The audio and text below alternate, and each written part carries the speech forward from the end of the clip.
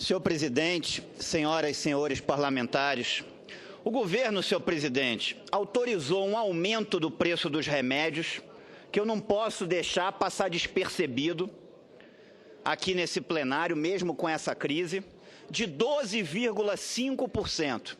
O governo autorizou um aumento do preço dos remédios ao consumidor final de 12,5%. Uma verdadeira benevolência com os laboratórios brasileiros. A inflação, o IPCA, no ano passado, foi de 10,67%. Nos últimos meses, se somar os últimos 12 meses corridos, nos últimos 12 meses, o IPCA mede 10,36%.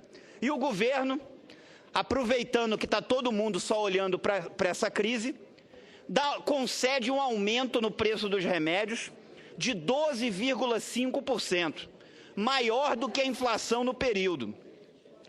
Isso é inaceitável, senhor presidente. O que o governo deveria fazer é o oposto, é retirar os impostos dos medicamentos para que a população possa comprar remédios por um preço mais acessível, mas nunca autorizar um aumento do preço dos remédios acima ainda da inflação do período.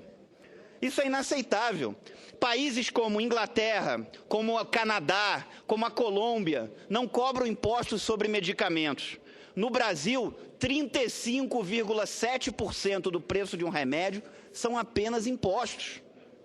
Se a vida real das pessoas, isso não é uma brincadeira. Ninguém compra remédio porque quer, a pessoa compra porque precisa.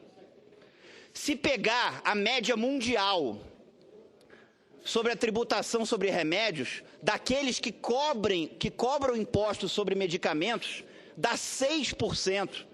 No Brasil, 35,7%.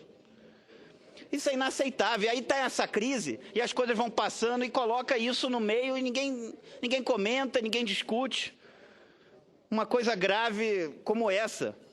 Ou seja, mais caro ainda ficaram os medicamentos nesse país. Outra disparidade, medicamentos de uso humano tem uma tributação no Brasil de 35,7%. Medicamento de uso veterinário para animais, 14,3%. Não dá para aceitar isso. Colocar mais um dado, eu fiz um requerimento formal de informações ao Ministério da Fazenda, solicitando um impacto orçamentário e financeiro dessa medida no orçamento da União. Resposta formal do Ministério da Fazenda, 5 bilhões por ano, ou seja, 0,2% do orçamento. Pois, pasmem, a renúncia fiscal dada pelo governo para as montadoras de automóveis, para que as pessoas no governo passado pudessem comprar automóveis por um preço mais barato, custou 20 bi. Então, 20 bi para automóveis, pode. 5 bi para as pessoas comprarem medicamentos por um preço mais acessível? Não pode. Isso é inaceitável. A minha pergunta é a seguinte, é justo ou não, independente do partido que os senadores aqui pertençam, é justo ou não tributar remédios? O correto seria o governo distribuir remédios gratuitamente para toda a população. Mas na impossibilidade disso, o mínimo que o governo deveria fazer é não tributar esses medicamentos.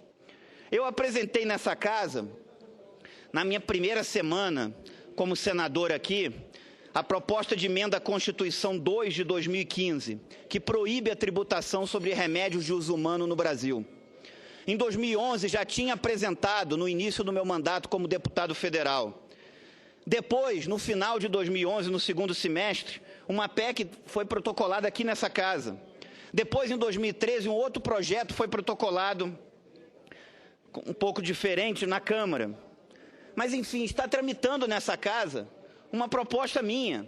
Está lá, a PEC 2 de 2015, que deveria ser analisada por esse plenário para saber a opinião dos senadores. É correto a tributação sobre remédios no Brasil ou não é? Ou é justo que a população pague um preço mais acessível quando precisa comprar um remédio? Então, eu não posso deixar passar despercebido que o governo federal aumentou em 12,5% o preço dos medicamentos no Brasil, dando um aumento maior ainda do que a inflação do período. O IPCA no ano passado foi 10,67%, o IPCA dos últimos 12 meses, 10,36%.